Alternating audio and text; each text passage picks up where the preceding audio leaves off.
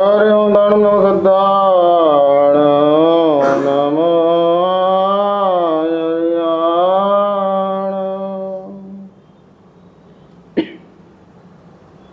नमो वज्रायण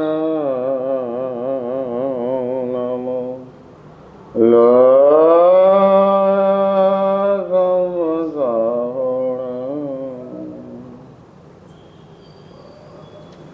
ऐसा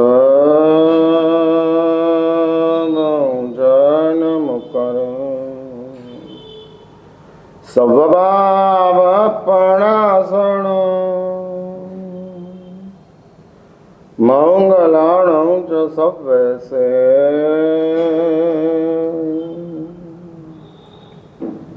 पद्मं हवये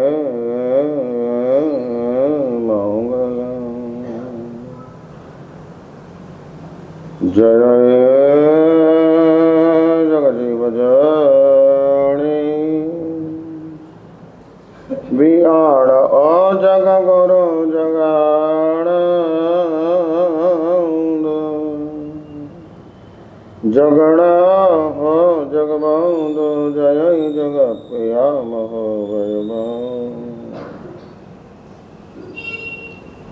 जय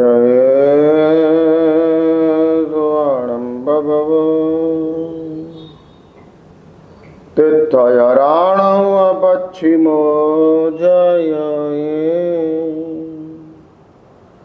जय गुरुलगाण जय महप्पा महावीर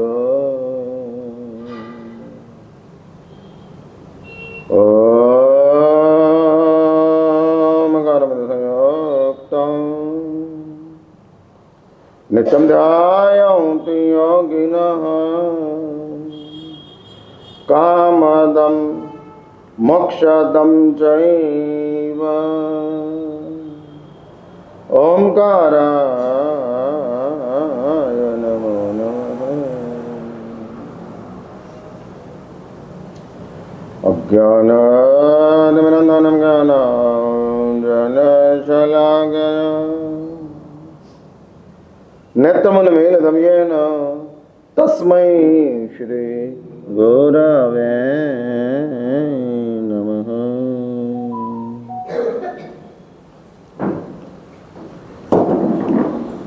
બધા સાથે બોલજો ઓમ નમો જીણાણમ શરણાણમ મંગલાણમ લોકોત્તમાણમ રામ રેમ रोम राम रोम राह असिया उषा त्रैलोक्य ललामभूताय शुद्रोपद्रवशमनाय अर्हते नमः स्वाहा। ओम नमो जीणाणम शरणाणम मंगलाणम लोकोत्तमाणम राम रेम रोम रैम रौम रह असिया उषा त्रैलोक्य ललामभूताय क्षुद्रोपद्रवशमनाय अर्हते नमः स्वाहा। ओम नमो जीणाणम शरणाणम मंगलाणम लोकोत्तमाणम राम रेम रोम रैम रौ रह असिया उषा त्रैलोक्य ललामभूताय क्षुद्रोपद्रवशमनाय अर्हते नमः स्वाहा। तव चेतसि वर्तमिति मारुता विदुर्लभा मच्चित्ते वर्तसे चित्त्वामलमं केन चे કલિકાલ સર્વજ્ઞ ભગવાન હેમચંદ્ર સુરેશ્વરજી મહારાજ મેં ગઈકાલે આ શ્લોકથી શરૂઆત કરેલી હતી. આજે એ જ વિષયને થોડો આગળ વધારી અને આજે આ વિષયને સંપન્ન કરી. આવતીકાલથી પરમાત્મા પાર્શ્વનાથ 23મા તીર્થંકર કલિકાલ કલ્પતરુ એવા પરમાત્મા પાર્શ્વનાથના જન્મ અને દીક્ષા કલ્યાણ સંબંધિત ભારતભરની અંદર સામૂહિક રીતના અઠ્ઠમ તપની આરાધના સર્વત્ર કરાવવામાં આવે છે અને શાસ્ત્રોએ એની પાછળનું મુખ્ય કારણ સમાધિ બતાડી છે કે પરમાત્મા પાર્શ્વનાથના આ અઠ્ઠમના પ્રભાવે આપણને સમાધિ પ્રાપ્ત થાય છે. ભાઈ, એક વાત એવી છે, આધ્યાત્મિક જગત શક્તિ કે સાધનને મહત્વ આપતું નથી. આધ્યાત્મિક જગત માત્ર ગુણોને જ મહત્વ આપે છે. અને બીજી એક વાત સાંભળી લો, તમારી પાસે જો ગુણ હશે તો શક્તિ આપોઆપ આવશે. અને શક્તિ આવી ગયા પછી સાધનની એટલી બધી બહુ આવશ્યકતા રહેતી નથી. હા, આવશ્યકતા રહેતી નથી. જેની આંખની અંદર જોવાની તાકાત છે અને આ ચશ્મા પહેરવા પડતા નથી. હા, ચશ્માનો નંબર જ નથી. ચશ્મા તો સાધન છે. અને સાધન કેમ લેવું પડે? કારણ કે શક્તિ ઓછી છે. હા, આંખ કમજોર છે માટે ચશ્મા ચડાવવા પડે છે. પણ આંખ જ મજબૂત હોય અને દ્રષ્ટિ લાંબે સુધી પહોંચી શકતી હોય, હા લાંબે સુધી, ચશ્માનો નંબર કઢાવવા ગયા અને ડૉક્ટરે કીધું કે તમને કોઈ નંબર છે જ નહીં, શું કામ જરૂર છે? અને તે વખતે આપણે ચશ્માનો નંબર નહીં હોવાના કારણે ખુશ થઈએ છીએ કે ચશ્માની જરૂર નથી. આંખમાં જ એવી તાકાત છે. હા, એવી તાકાત છે. હિયરિંગ એડ કોને રાખવું પડે? જેને સાંભળવાની તાકાત ન હોય તેને. એટલે એક વાત સમજી રાખજો, તમામ સાધન આપણી કમજોરીને ઇન્ડિકેટ કરે છે. હા, આપણે કમજોર છીએ માટે સાધન છે. જો આપણે કમજોર ન હોત તો સાધનની આવશ્યકતા હતી જ નહીં, જરૂર જ નથી. અને માટે શાસ્ત્રો કહે છે, જો તમારી પાસે સદગુણ હશે, શક્તિઓ કેવી રીતે પ્રગટ થાય, કેવી રીતે જાગૃત કરવી? ઘણા એવા હોય છે કે જન્મથી જ આંધળા હોય છે, જન્મથી જ એની આંખ વીક છે. આ જન્મથી જ ચશ્માનો નંબર લઈને જન્મ પામ્યા છે. હા, એવા કઈ બાળકો હોય છે, શરૂઆતમાં મા બાપને ખબર પડતી નથી, પછી મા બાપને ખ્યાલ આવે છે, દોડાદોડી થાય છે, પણ શરૂઆતથી જન્મથી જ કેમ? આંખ કમજોર છે, શક્તિ નથી જોવાની. કેમ નથી? અને ત્યારે શાસ્ત્ર એવું કહે છે કે ગત જન્મોની અંદર ગુણોની બાબતની અંદર ક્યાંક ને ક્યાંક બાંધછોડ થઈ છે. એટલે એક વાત બહુ સ્પષ્ટ સમજી રાખજો, આ ચેનલ છે. જો તમારી પાસે સદગુણ હશે તો શક્તિ તમને આપોઆપ પ્રાપ્ત થઈ જશે. મેળવવાની જરૂર નથી, મળી જશે, સ્વાભાવિક રીતે પ્રાપ્ત થઈ જાય છે. શાસ્ત્રોની અંદર મંત્રો, લબ્ધિ અને વિદ્યા, આ બે ચીજ આવે છે. સમજવા જેવી બાબત છે. લબ્ધિને પણ શક્તિ કહેવાય છે અને વિદ્યાને પણ શક્તિ કહેવાય છે. હા, વિદ્યા તમારી પાસે હોય, મંત્ર શક્તિ તમારી, મંત્ર વિદ્યા એ તમને પ્રાપ્ત થઈ હોય તો એ શક્તિ છે. અને લબ્ધિ એ પણ શક્તિ છે. તો બંનેમાં ફરક શું? કયો ડિફરન્સ છે બંનેની અંદર? કયો ડિફરન્સ છે? હા, એવા કેટલાક મોબાઈલ આવે છે કે જે મોબાઈલમાં તમે બોલો અને મેસેજ ટાઈપ થઈ જાય. હા, પછી તમારે હાથ હલાવવાની જરૂર નથી, બોલ્યા અને મેસેજ ટાઈપ થઈ ગયો. પછી બોલવાની જરૂર શું? અને ટાઈપ કરી અને પણ મેસેજ મોકલાય. બસ લબ્ધિ અને વિદ્યા, આમાં આટલો ડિફરન્સ છે. હું તમને થોડી વિસ્તારથી એ વાતને સમજાવું, થોડાક વિસ્તાર કરીને. મંત્રની તમારે સાધના કરવી પડે છે, લબ્ધિ આપોઆપ જાગૃત થાય છે સ્વાભાવિક રીતે. શાસ્ત્રોએ કીધું છે કે અપ્રમત્ત ચારિત્ર જીવન જ્યારે તમારી પાસે હોય, લબ્ધિ કોને પ્રાપ્ત થાય? લબ્ધિ કોને પ્રાપ્ત થાય? શ્રાવકોને પ્રાપ્ત નથી થતી, સમ્યક દ્રષ્ટિઓને પ્રાપ્ત નથી થતી, અમારા જેવા સાધુઓને પ્રાપ્ત નથી થતી, તો લબ્ધિ કોને પ્રાપ્ત થાય? અને ત્યારે શાસ્ત્ર એવું કહે છે કે જે 7મા ગુણસ્થાનકે આપણો આંતરિક વિકાસ, એ વિકાસના સ્ટેપ્સ બતાડ્યા છે. જો હવે જૈન દર્શન સૌથી પહેલી નજર આપણા આત્માની ઉપર રાખે છે અને એના આધારે જૈન દર્શને બધી જ વાતો કરેલી છે. અને એ આત્માની નજીકમાં, એ આત્માની સૌથી નજીકની અંદર જો કોઈ ચીજ હોય તો એનું નામ માનવ જીવન છે. પશુઓનું જીવન આત્માની નજીક નથી, દેવોની દુનિયા આત્માની નજીક નથી, નારકોની દુનિયા આત્માની નજીક નથી. એટલે નારકનું જીવન, પશુનું જીવન, દેવનું જીવન બહુ મહત્વની ચીજ નથી. પણ જો માનવ જીવન પ્રાપ્ત થયું હોય, મળી ગયું હોય, અને તમે એવું માનતા હો કે અમે માણસ છીએ, હું તમારી ઉપર છોડું છું. હું નક્કી કરવા માંગતો નથી કે તમે માણસ છો કે નહીં, પણ હું તમારી ઉપર છોડું છું. અને તમે એવું માનતા હો કે અમને માણસ તરીકેનું જીવન પ્રાપ્ત થયું છે, અને આ વાતની અંદર તમે એકદમ સ્પષ્ટ હો, એકદમ દ્રઢ હો, જેની અંદર તમને કોઈ ભ્રમ નાખી શકે તેમ ન હોય. કોઈ ભ્રમ નાખી શકે તેમ ન હોય. તમને કોઈ એમ કહી શકે તેમ ન હોય કે તું ઘોડો છે, તું કૂતરો છે, તું બિલાડી છે, તું હાથી છે. તમે માણસ છો, અને કોઈ તમને આવું કહે તો તમે એ વાતને સ્વીકારવા માટે તૈયાર ન થતા હો. અને તમને એવું લાગતું હોય આવું મને કહે છે, આ મારું અપમાન છે. એટલે તમને કોઈ પશુ કહે તો એ તમને ઇન્સલ્ટ લાગતું હોય, અને તમે માનતા હો કે હું માણસ છું. ફરી એક વાત યાદ રાખો, તમને એવું લાગતું હોય, હું એવું કહેવા માંગતો નથી કે તમે માણસ છો, પણ તમારા મગજમાં એવું હોય કે તમે માણસ છો, તો શાસ્ત્ર એવું કહે છે કે તારા આત્માનો વિચાર સૌથી પહેલા તું કર. આ માણસ તરીકેના જીવનની અંદર આ સાઈડની ઉપર આત્મા છે, આ સાઈડની ઉપર સંસાર છે.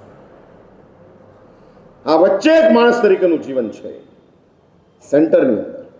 આ બાજુ ફરિયાદ કરો, આ બાજુ નજર કરશો, આત્મા છે. આ બાજુ નજર કરશો, સંસાર છે. સંસાર એટલે એક વાત સમજી રાખજો, સમસ્યાઓ છે. સંસારનો અર્થ જ સમસ્યા છે. Problem, problem, problem. તમે જેને સમાધાન માનો છો એ પણ પ્રોબ્લેમ છે. હા, પ્રોબ્લેમ છે. ફૂટપાથ ઉપર સૂવું એ સમાધાન કે સમસ્યા? તમારી નજરમાં શું? ફૂટપાથ ઉપર સૂવાનું મળે, તમારું ઘર નથી, છાપરું નથી, પરિવાર નથી, કશું જ નથી, તમે એકલા છો, અનાથ છો, ફૂટપાથ ઉપર સૂવો છો. સાચું બોલો, એ સમસ્યા કે એ શું કહેવાય? હા, સમસ્યા કહેવાય ને, બરાબર? એટલે તમે શું કર્યું? એ સમસ્યાના સમાધાન તરીકે ઘર બનાવ્યું. હવે સાચું બોલો, ઘરની અંદર સમાધાન છે કે સમસ્યા છે? સાચું બોલો. વરસાદની અંદર અગાસીમાંથી પાણી લીકેજ થાય છે, એપાર્ટમેન્ટમાં હો, અને તમારો બાથરૂમ, ઉપરવાળાનો બાથરૂમ તમારા ડાઇનિંગમાં કે તમારા રસોડાની અંદર આવતો હોય અને પાણી ત્યાં લીકેજ થાય છે. એટલે ફૂટપાથ ઉપર સૂવું તે સમસ્યા હતી. એ સમસ્યાના સોલ્યુશન તરીકે આપણે ઘર બનાવ્યું, તો ઘરમાં અગેન સમસ્યા. એકલા હતા, બધું જાતે કરવું પડતું હતું, અને એના કારણે તમને એમ લાગતું હતું કે કોઈ પાર્ટનર હોય તો સારું. અને તમે શું કર્યું? તમે શું કર્યું? હા, લગ્ન કર્યા. હવે બોલો, સમાધાન કે સમસ્યા? શું? હા, સંસારમાં એકલા રહીએ.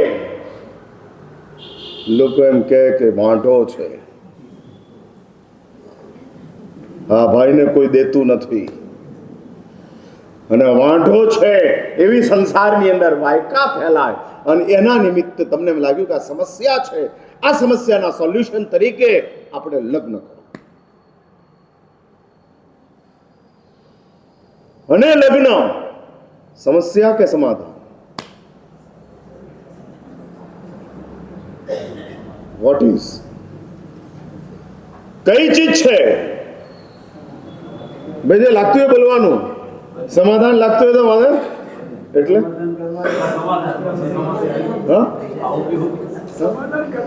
એટલે અમારે કોઈ છે નહીં તો એમને ખાવા પીવાનું મળે, જાકે ખાવું પીવું ક્યાં કે એટલે એક વાત સમજી રાખજો, સમાધાન એવું શોધાય કે જેની અંદર પ્રોબ્લેમ ઓછા હોય. એવું સમાધાન શોધાય જ નહીં કે જેમાં પ્રોબ્લેમ વધી જાય. હા, વધી જાય, સ્ટ્રેસ ઊભા થાય. સાચું બોલો, આમ લગ્ન કર્યા પછી તમે 25 વર્ષ, 10 વર્ષ, 15 વર્ષ, 20 વર્ષ, 25 વર્ષ પસાર કર્યા હોય ત્યારે તમને એવું કેટલી વાર થયું કે એકલો હોત તો સારું, લગ્ન ન કર્યા હોત તો મોકાણ નહોતી, એવું કેટલી વાર થયું? How many times? અહીંયા પૂછું છું ને અહીંયા પૂછું છું, કેટલી વાર ન કર્યા હોત તો સારું, ન કર્યા હોત તો સારું. ભાઈ આવું થાય છે. દીક્ષા લીધા પછી મને એવું નથી થયું. એટલે હું જાણવા માંગુ છું, જો સમસ્યાની સ્થિતિ સારી લાગતી હોય તો એ સમાધાન ખોટું છે. હા, એ સમાધાન ખોટું છે. એકલા રહેવું એ સમસ્યાની સ્થિતિ લગ્ન કર્યા પછી સારી લાગતી હોય અને એમ થતું હોય કે ખોટું કરી નાખ્યું, નહોતું કરવા જેવું, નહોતું કરવા, થોડી રાહ જોવા જેવી હતી, આટલી ઉતાવળ શા માટે કરી? અને એવું મગજની અંદર આવતું હોય તો સમજો કે એ સ્થિતિ, એ સમાધાન હકીકતમાં સમાધાન નથી. તમે ગેરસમજની અંદર આગળ વધી ગયા છો, મિસઅન્ડરસ્ટેન્ડિંગની અંદર, અનુકરણની અંદર. આ અનુકરણની અંદર કોકે ચડાવ્યા અને તમે ચડી ગયા. તમારી કોમન સેન્સનો તમે ઉપયોગ ન કરો કે જેનો ઉપયોગ કરવાની જરૂર હતી. હા, જરૂર હતી પણ ન કર્યો. હા, ન કર્યો. એવા કંઈક મુમુક્ષુઓ હોય છે કે સંસાર સમસ્યા લાગે છે, મુનિ જીવનમાં આવે છે, પણ અહીંયા આગળ પણ એ લોકો સેટ થઈ શકતા નથી. તો સમજી લેવું કે એ મુમુક્ષુએ અનુકરણની અંદર મુનિ જીવનનો સ્વીકાર કર્યો છે. આ સેટ નથી થઈ શકતા, બહુ અઘરું કામ છે. હા, જેટલી આસાનીથી, જેટલી વિપુલ સંખ્યાઓની અંદર દીક્ષાઓ ચાલી રહી છે, એ ચાલતી દીક્ષાઓ પછી સમસ્યા ન ઊભી થાય, બહુ અઘરું કામ છે, આસાન નથી. હા, આસાન નથી. એટલે હું કહું છું, મુનિ જીવન લીધા પછી પણ તમને એમ લાગતું હોય કે સંસાર સારો હતો, તો સમજો કે આ મુનિ જીવન તમારા માટે સમાધાન ન બન્યું, તમારા માટે મોટી મૂંઝવણ ઊભી કરી નાખી. હા, પૂર્વની સમસ્યાઓમાં ઓપ્શન ખુલ્લા હતા, આજના સમાધાનમાં ઓપ્શન બંધ થાય છે. ઘર નથી લીધું ત્યાં સુધી ઓપ્શનો ઘણા છે. ભાડાનું મકાન લઈ લો, પૌષધ કરીને ઉપાશ્રયમાં રહી જાઓ, તીર્થ સ્થાનમાં ચાલ્યા જાઓ. ઘર લીધા પછી એ ઓપ્શનો બંધ થઈ જાય છે. લગ્ન નહોતા કર્યા ત્યાં સુધી ઓપ્શનો ઘણા હતા, લગ્ન કર્યા પછી ઓપ્શનો બંધ થાય છે. એટલે એક વાત સમજી રાખજો, જેમ સમાધાનની અંદર જતા જાઓ છો અને તે વખતે તમને સમાધાન તમારું યોગ્ય નથી લાગતું, ત્યારે ઓપ્શનો બંધ થતા જાય છે અને આગળ વધતા જાઓ છો. હા, આગળ વધતા જાઓ છો. માટે જ શાસ્ત્રો કહે છે, હું ફરી મૂળ વાત ઉપર આવું છું, જો તમને એવું લાગતું હોય કે અમે માણસ છીએ, મેં હું પૂછું છું, એવું લાગે છે? Do you feel? કે we are all human being? હું પૂછું છું, એવું લાગે છે? હા, શું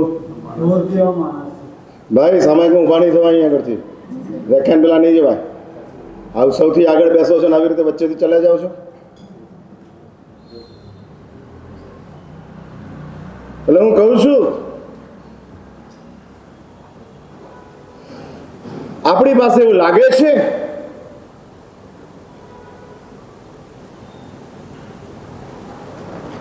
તમને એવું ફીલ થાય છે કે આપણે માણસ છીએ?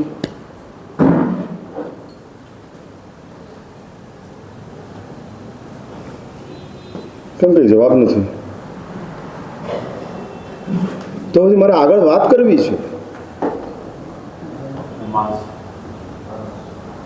અને જો એવું સ્પષ્ટ દેખાતું હોય તો માની લો કે તમારી પાસે આ બાજુ તમારો આત્મા છે જે શાશ્વત છે, સર્વકાલીન છે.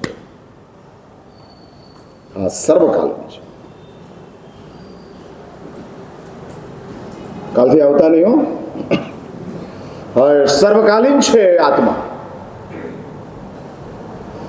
અને એવો શાશ્વત આત્મા તમને જણાતો હોય તો આ સાઈડની અંદર આત્મા છે અને આ સાઈડની ઉપર સંસાર છે. મેં તમને પહેલા જ કીધું કે સંસાર મીન્સ સમસ્યા, કે જેનું સોલ્યુશન સંસારમાં શોધવા જાઓ છો નથી જડતું. સમાધિ માટે તમે સગવડો ઘણી બધી ઊભી કરી નાખી, એનું નામ સંસાર.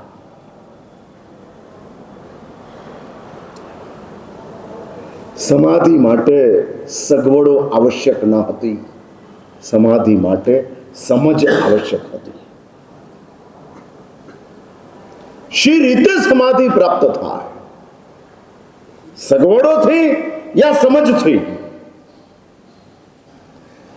પરમાત્મા મહાવીરને પહેલા જ ઉપસર્ગ પછી ઇન્દ્ર વિનંતી કરે છે, હા, પંથ કઠિન છે સાધના કેરો, સાથ તુમારી રહેવા દો. ઇન્દ્ર કહે પ્રભુ વીરને મને એક વિનંતી કરવા દો. હા, મને એક વિનંતી કરવા દો. શક્રેન્દ્ર ઇન્દ્ર છે, 32 લાખ વિમાનોનો માલિક ઇન્દ્ર છે, અસંખ્ય દેવોનો રાજા ઇન્દ્ર છે. અસંખ્ય દેવો. પહેલા દેવલોકની અંદર દેવો કેટલા? શાસ્ત્રો કહે છે અસંખ્ય. ભારતમાં 140 કરોડનો રાજા મોદી છે, પણ ઇન્દ્ર તો અસંખ્ય દેવો. અને 10 મોદીઓને ખિસ્સામાં રાખે એવા એક દેવ. દેવની તાકાત એટલે આવા 10 મોદીઓને પોતાની પાસે રાખે. અને એવા અસંખ્ય દેવો, એ અસંખ્ય દેવોનો રાજા ઇન્દ્ર છે. અને ઇન્દ્ર પરમાત્માને વિનંતી કરે છે, પંથ કઠિન છે સાધના કેરો, સાથ તુમારી રહેવા, मुझे आपके साथ रहना, मैं आपको मदद करना चाहता हूं, आपकी प्रतिकूलता में मैं खड़क बन के रहूंगा, दीवाल बन के रहूंगा और आपको प्रतिकूलता से मैं बचाऊंगा. અને ત્યારે પરમાત્મા કહે છે ન એતદ ભૂતમ ન એતદ ભવતી ન એતદ ભવિષ્યતિ. ऐसा कभी भूतकाल में हुआ नहीं है कि कोई तीर्थंकर साधना काल में कोई इंद्र की मदद से वितरागता तक पहुंचे हो. नहीं, ऐसा नहीं होगा. અને સગવડ નહીં, સમાધિ માટે સમજ જોઈએ. સગવડ નહીં, સમજ માટે સગવડ બરાબર છે, પણ સમાધિ માટે સગવડ બરાબર નથી. અને માટે હું આ વ્યાખ્યાન એ સમજની સગવડ છે. વાંચવાથી જે સમજ પ્રાપ્ત ન થાય એ સાંભળવાથી સમજ પ્રાપ્ત થાય, કારણ કે લાઈવ છે, જીવંત છે. પુસ્તકની અંદર અક્ષર છે અને મોઢાની અંદર શબ્દ છે અને શબ્દ જીવંત છે. હા, જીવંત છે, જેમાં મારો ભાવ તમારી સાથે મારા શબ્દની સાથે જોડાય છે અને ભાવ સાથેનો બોલાતો શબ્દ તમારા સુધી પહોંચે છે. અને માટે પ્રવચન એ સમજની સગવડ છે, જેના દ્વારા તમારી સમજ વિસ્તૃત થતી જાય. આગળ વધતી. ફરી એક વાત યાદ રાખજો, વિતરાગતા માટે સાધના આવશ્યક ખરી, પણ સમાધિ અનિવાર્ય. સાધના વિના સમાધિથી વિતરાગતા પ્રાપ્ત થાય એવા હજારો દ્રષ્ટાંત મારી પાસે છે. હજારો. ચામડું ઉતરી જાય છે. કોઈ સાધના નથી, માત્ર ચામડું ઉતરે છે, પણ સમાધિ હતી, વિતરાગતા પ્રાપ્ત થઈ. હા, વિતરાગતા પ્રાપ્ત. એટલે સાધના વિના વિતરાગતા મળી શકે, પણ સમાધિ વિના ન જ મળે. નેવર. અઠ્ઠમનો તપ એ સાધના છે, પણ અઠ્ઠમનો તપ શા માટે કરવાનો એ સમજ છે.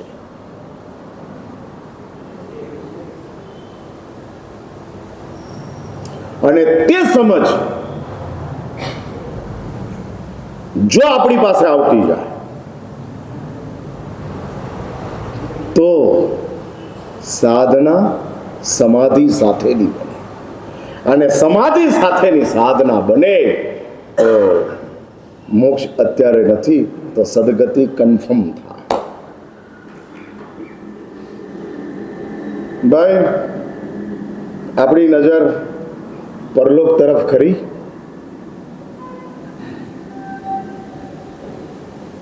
મારો સવાલ છે. પરલોક એટલે સમજો છો ને તમે? મુંબઈ એ પરલોક ના કહેવાય. પર એટલે બીજું. વલસાડથી બીજું, એનું નામ પર. એટલે વલસાડથી બીજું શું કહેવાય? મુંબઈ. આ બાજુ સુરત, આ બાજુ મુંબઈ. એ પરલોક નથી. હા, હવે પરલોક નથી, એ પરદેશ છે. એટલે આ લોકમાં દેશ મળે, પરદેશ મળે. પરલોકની અંદર એ દેશ મળે ને પરદેશ મળે. આપણી નજર પરલોક તરફ કેટલી?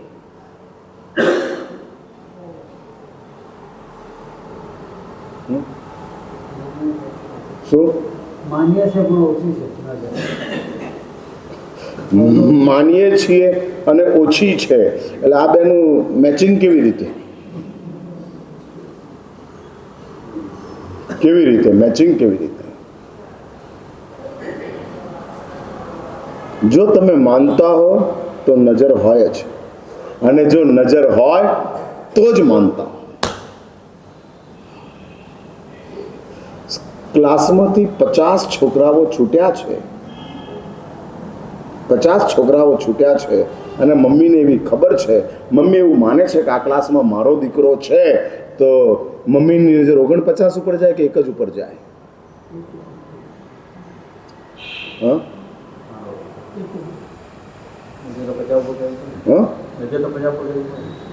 ક્યાંય જતી નથી, એક જ ઉપર. અને 50 ઉપર નજર કરો તો એક ના દેખાય, અને એક દેખાય તો 49 ની જરૂર નથી. આપણી આ કમનસીબી છે. આમ બધે નજર ફરે છે અને આમાં એક ચાલ્યો જાય છે, અને એક ઉપર નજર કોન્સન્ટ્રેટ થાય, કોઈ નજરની જરૂર નથી. હા, એટલે જ બહુ સ્પષ્ટ સમજી રાખજો, અઠ્ઠમનો તપ સાધના છે. વાય અઠ્ઠમ એ સમજ છે. અઠ્ઠમ કે એકાસના, ભાઈ આમ નિત્ય એકાસના કરનારા રોટલી દાળ ભાત શાક ખાય તે એકાસનું કહેવાય, સાકરનું પાણી પીએ તે એકાસનું કહેવાય. તો પછી રોટલી દાળ ભાત ખાઈને જ કરાય ને એકાસનું, સાકરનું પાણી પીને થોડું કરાય? હા, બંને એકાસમાં જ કહેવાય ને, બંને. એટલે ભર્યા પાણાનું એકાસમાં ત્રીજે દાડે કેમ આપ્યું? પહેલે દાડે આપવું જોઈએ ને, ત્રણેય દાડા ભર્યા પાણાનું જ એકાસનું. અને એમાં એકાસણાની અંદર બીજા બધા એકાસણાની અંદર એવું કહે છે કે ટીવીઆર કરો તો ચાલે, ચોવિહારની જરૂર નથી. પણ આ એકાસણામાં એવું કહે છે કે ઠામ ચોવિહાર કરવો પડે. બે દાડા નહીં, ત્રણેય દાડા ઠામ ચોવિહાર હા કરવો પડે. જ્યાં આગળ થોડું ઘણું કષ્ટ પડે એનું નામ સાધના. જ્યાં તમે સગવડને હાયર કરો એનું નામ આરાધના. હા, લઈ લો સગવડ, મેળવી લો, એનું નામ આરાધના, પ્રાપ્ત કરો. એટલે હું પૂછું છું કે ભાઈ શા માટે સાકરનું પાણી? કરનારા કરે છે પણ ખબર નથી. પહેલે દાડે સાકરનું પાણી કેમ, બીજે દાડે ખીર કેમ? સામાન્ય રીતે એવું છે કે પહેલા દાડામાં કશું ભગવાનનું કોઈ કલ્યાણ છે જ નહીં. તો હકીકતમાં પહેલે દાડે ખીર રાખવી જોઈએ ને કે પહેલે દાડે ભર્યા પાણાનું રાખવું જોઈએ ને? ખાલી જ છે, બ્લેન્ક છે પહેલો દાડો. આવતીકાલનો નોમનો દિવસ બ્લેન્ક છે, કંઈ જ નથી. પણ અઠમનો તપ કરાવો છે માટે પહેલો દાડો લીધો. કોઈ નોમ દસમ 11 કરે છે, કડી કોકને તકલીફ પડે તો દસમ 11 12 કરે છે. એ રીતના સિક્વન્સ ચાલે છે.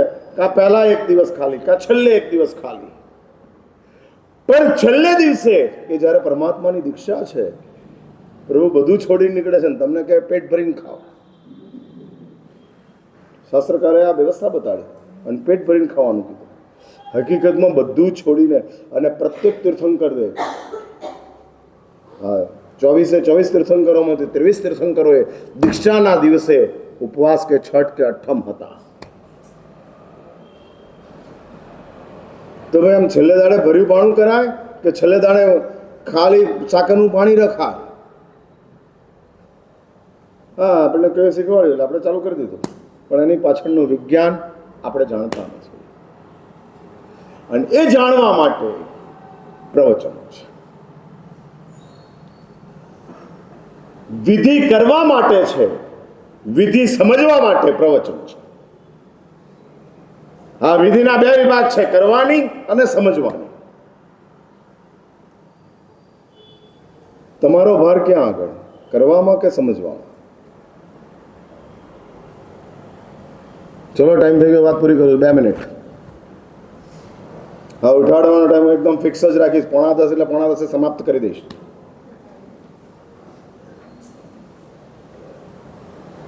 કઈ ભૂમિકા, કરવામાં કે સમજવામાં?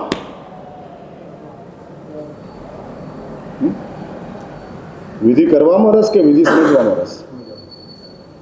9 લાખ નૌકાર ઘડવામાં રસ કે 9 લાખ નૌકાર સમજવામાં રસ? કોકે કીધું કે 9 લાખ નૌકાર ગણો એટલે નરક દૂર થઈ જાય, એટલે આપણે મંડી પડ્યા. હા, મંડી પડ્યા. અને આપણે માની લો 9 લાખ નૌકાર ગણ્યા એટલે આપણી નરક પૂરી થઈ ગઈ. તાવ ઉતરી ગયો એટલે કોરોના જતો રહ્યો? કોરોના નથી ગયો, તાવ ગયો. એ જ રીતે હા, 9 લાખ નૌકાર ગણ્યા. હા, 9 લાખ નૌકાર ગણ્યા એટલે નરક જતી રહી, આશ્વાસન મળ્યું. એટલે હું પૂછું છું, વિધિ કરવામાં રસ કે વિધિ સમજવામાં રસ?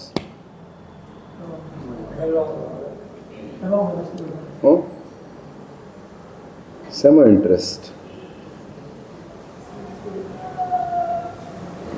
વલસાડવાળા એવું નક્કી કર્યું છે જવાબ આપવો નહીં?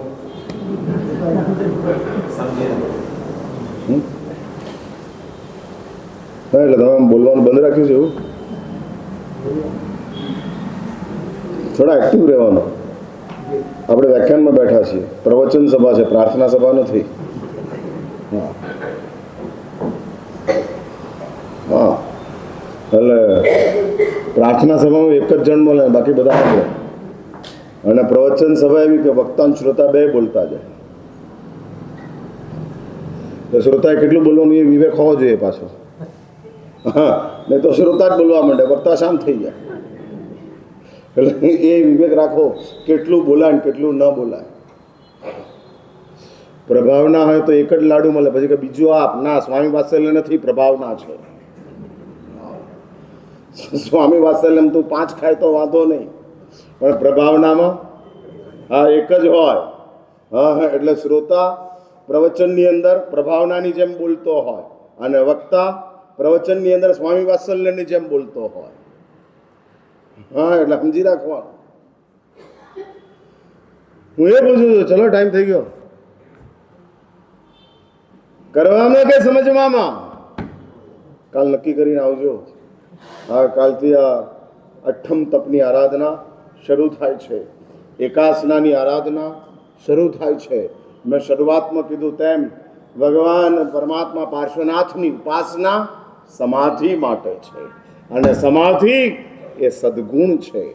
સદગુણ પ્રાપ્ત થયો તો આપોઆપ શક્તિઓ પ્રગટ થાય છે. એક સમાધિ કેટલી શક્તિ આપે. તીર્થંકરોનું પુણ્ય સામ્રાજ્ય કેટલું મોટું, કેટલું મોટું. પ્રભુએ કશું જ કરવું પડતું નથી, બધું થઈ જાય છે.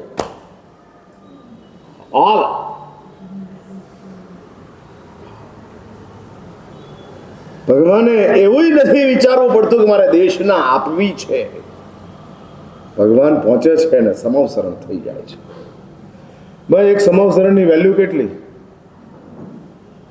એક સમવસરણની માર્કેટ વેલ્યુ કેટલી? ચાંદીનો પહેલો ગઢ, બીજો ગઢ સોનાનો, ત્રીજો ગઢ વીરચંદ ગોવનજીને જઈને પૂછી આવજો. હા, 12 યોજનનું સમવસરણ હોય અને એની દિવાલો ચાંદીની હોય, સોનાની હોય, રત્નોની હોય, તો એની માર્કેટ વેલ્યુ કેટલી?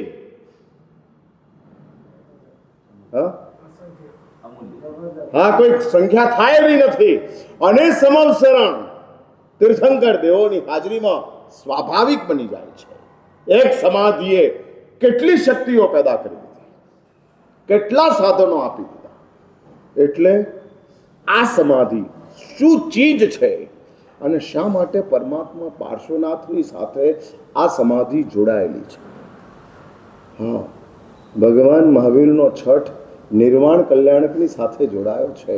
પરમાત્મા પાર્શ્વનાથનો 8મ સમાધિ સાથે જોડાયો છે. વાય સમાધિ. અને સમાધિ કઈ ચીજ છે? વળી પાછા આવતીકાલે તમે આવો ત્યારે આપણે ભેગા થઈશું. 9:45 પૂરું કરશું. બરાબર? પિતરાતમ ઈચ્છા.